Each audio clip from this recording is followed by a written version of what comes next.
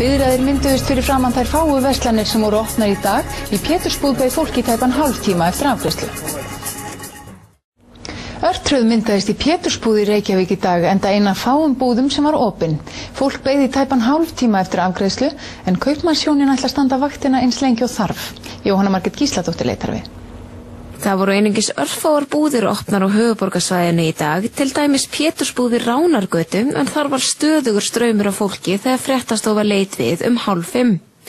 Röðin hlykkjaðist alla búðina og biðu þolinmóðir viðskiptavinir í hátt í hálftíma eftir afgreiðslu þegar mest var. Hvernig datt ykkur í að opið á jóladag? Ég veit ekki. Var svoleiðis? Það er 3. árið í röð sem við gerum þá. Það var gaman að geta hjálpað ykkurum, en það var svolítið mikið sem vantaði í dag. Byggust ekki þessu?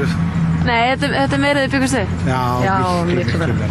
Þau segja röðin ekki hafa stoppað síðan 12:30 og eru þau samferðum að hafa bjargað jólamatnum hjá mörgum. Og hvað er fólk svona aðalega að kaupa? Heyrðu, það er rjóminn, mjólkin, og það vantaði með þessi hangikjöt hjá mörgum og tartarötur, og þetta er eiginlega allt búið hérna inni. Þá vilja þau uppfylla hlutverk sitt sem kaupmaðurinn á horninu með að þjónusta fólkið í hverfinu. Við lokum ekkert klukkan 5, það er bara á meðan ykkur þá við erum ekkert að reka neitt í burtu. Ef ykkur vantar eitthvað þá bara færa það sem vantar. Og þau höfðu engar áhyggjur af jólamatnum hjá sjálfum sér. Það er bara kalt borð síðan í gærkvöldi, elda vel í gær og síðan er bara borðað kalt eða upphitað í kvöld. Þegar þið náðu að loka? Já, þeir höfðu náðu að loka. Einmitt. Fullt var út úr dyrum í matvöruverslun í Vesturbæ Reykjavíkur sem var opin í dag. Þar keypti fólk malt og appelsín og annað sem glemdist að kaupa í jólamatinn.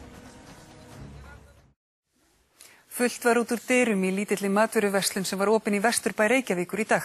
Þar keypti fólk það sem upp á vantaði í jólamatinn og maltið og appelsínið rauk út.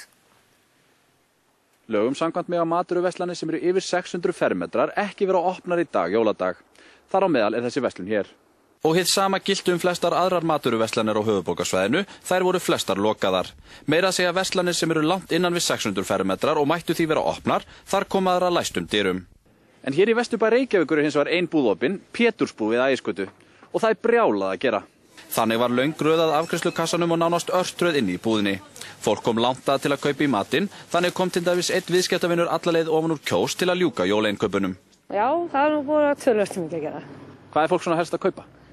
Það er náttúrulega mjólk og rjómi, allt brauðbúið, laufabrauðið, og var með svona sínusvarna hangikjötu og hamborgari, það er allt búið. Er fólk að kaupa svona meðlæti sem vantar með hangikjötunni í kvöld? Já, mikið svo, og malt og appelsín, rosalega mikið. Er fólk svona stressað að flýta sér? Nei, það taka allir rólega í litlu búðinni. Allir í góðu skapi? Já, það má segja það. Það skal þó tekið fram að Pétursbúð var loka klukkan 5 í dag og því orðið of seint að skjótast þangað eftir grænum baunum eða öðru sem mögulega glemdist að kaupa fyrir kvöldið.